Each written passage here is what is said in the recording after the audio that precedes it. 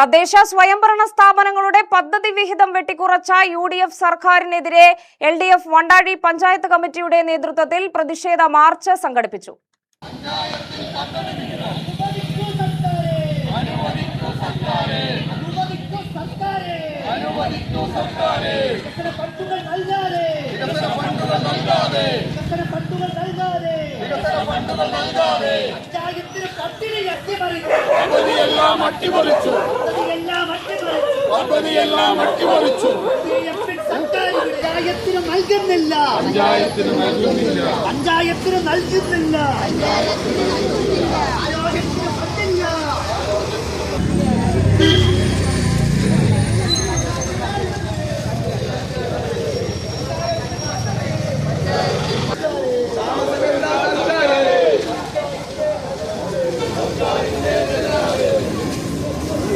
CPM ജില്ലാ secretariat അംഗം TM. Sasi MLA ഉദ്ഘാടനം ചെയ്തു.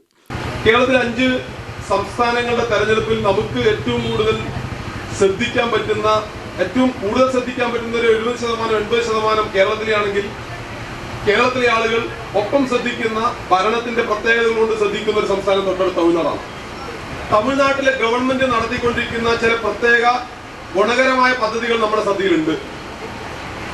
അതുകൊണ്ട് തന്നെ അവിടെ പ്രതിപക്ഷ കക്ഷികൾക്ക് ഒരു സമരം നടത്തേണ്ട സാഹചര്യം ഈ കഴിഞ്ഞ 3 കൊല്ലത്തിനിടയിൽ 3 മാസത്തിൽ നമ്മൾ കണ്ടിട്ടേയില്ല.